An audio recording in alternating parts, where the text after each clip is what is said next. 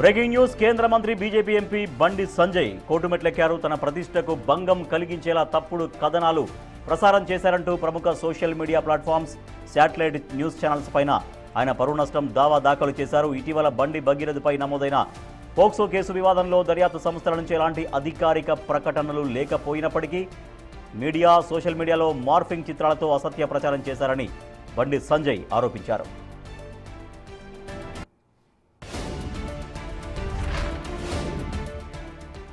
అంతేకాదు, నమోదైన ఎఫ్ఐఆర్లో ఎక్కడా తన పేరు లేదని, కుమారుడి వివాదంతో తనకు ఎలాంటి సంబంధం లేదని బండి సంజయ్ స్పష్టం చేశారు.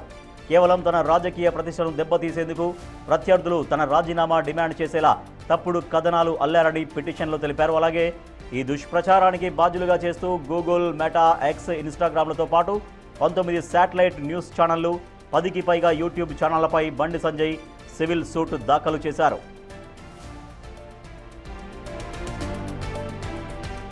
తన గౌరవానికి భంగం కలిగించినందుకు కోటి రూపాయల పరిహారంతో పాటు తనపై ఎలాంటి ఆధారాలు లేని అసత్య కంటెంట్ ప్రసారం చేయకుండా శాశ్వత నిషేధాజ్ఞలు విధించాలని కోర్టును అభ్యర్థించారు. దీనికి సంబంధించిన అన్ని వీడియో, పోస్టు లింక్స్ కూడా ఆయన కోర్టుకు సమర్పించారు. మా ప్రతినిధి సాగర్ మరింత సమాచారం అందిస్తారు. సాగర్, కేంద్ర మంత్రి బండి సంజయ్ కోర్టును ఆశ్రయించారు. తన ప్రతిష్టకు భంగం కలిగించే విధంగా వ్యవహరించినటువంటి కొన్ని న్యూస్ ఛానళ్ల పైన, కొన్ని యూట్యూబ్ ఛానళ్ల పైన యాక్షన్ తీసుకోమంటున్నారు. సో ఫర్దర్గా ఏం జరగబోతుంది సాగర్?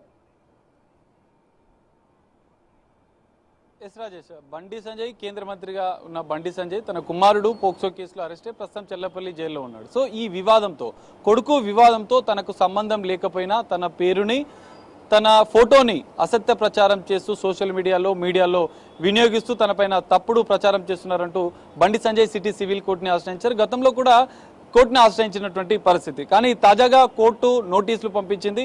సో కోర్టును ఆశ్రయించిన నేపథ్యంలో తనపైన అసత్య ప్రచారం చేస్తున్నటువంటి సోషల్ మీడియా లింకులను, పూర్తిస్థాయి ఆధారాలను ఆయన నోటీసులో పేర్కొన్నటువంటి పరిస్థితి.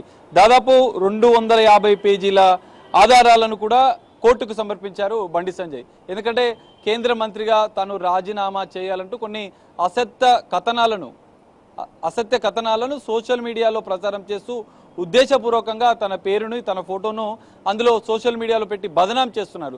తన కొడుకు కేసుకు తనకు సంబంధం లేకపోయినా తన ఫోటోను, తన కేంద్ర మంత్రి పదవి, తన పేరును కూడా ఇందులో వాడుతూ అసత్య ప్రచారం చేస్తున్నారంటూ కూడా ఆయన పిటిషన్లో పేర్కొన్నటువంటి పరిస్థితి. సో ఈ నేపథ్యంలోనే ₹1 కోటి నష్టపరిహారం ఇవ్వాలి, శాశ్వతంగా ఆయా లింకులను తొలగించాలంటూ కూడా బండి సంజయ్ కోర్టుకు విన్నవించాడు. అందులో భాగంగానే తాజాగా కోర్టు నోటీసులు జారీ చేసినట్లు కూడా తెలుస్తోంది.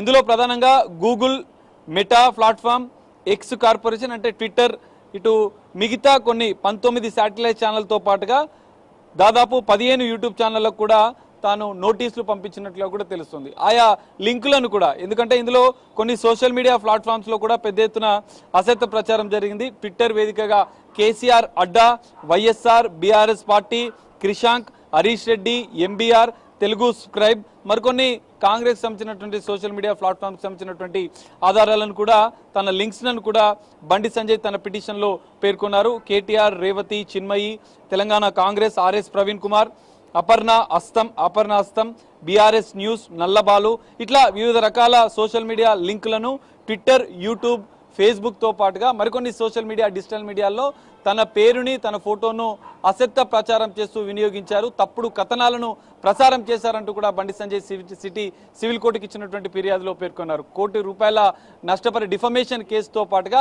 ఆయా లింకులను, ఆయా సోషల్ మీడియాలో ఉన్నటువంటి లింకులను శాశ్వతంగా తొలగించాలంటూ కూడా బండి సంజయ్ పిటిషన్లో పేర్కొన్న నేపథ్యంలో తాజాగా నోటీసులు జారీ చేసినట్లు కూడా తెలుస్తుంది. మనం చూసాం, గత 10 రోజులుగా కూడా బండి భగీరథ్ సంబంధించినటువంటి కేసు సంచలనంగా మారింది. అతన్ని పోలీసులు అరెస్ట్ చేసి రిమాండ్కి తరలించారు. ప్రస్తుతం జైల్లో ఉన్నాడు. కానీ తన కొడుకు కేసుతో తనకు సంబంధం లేకపోయినా తనపైన అసత్య ప్రచారం చేస్తున్నారు. కేంద్ర మంత్రి పదవికి రాజీనామా చేయాలంటూ ప్రోత్సహించే విధంగా అసత్య ప్రచారం, కథనాలను అల్లుతూ సోషల్ మీడియాలో పోస్టులు చేస్తున్నటువంటి అంశాలపైన అభ్యంతరం వ్యక్తం చేస్తూ బండి సంజయ్ కోర్టుకు విన్నవించారు.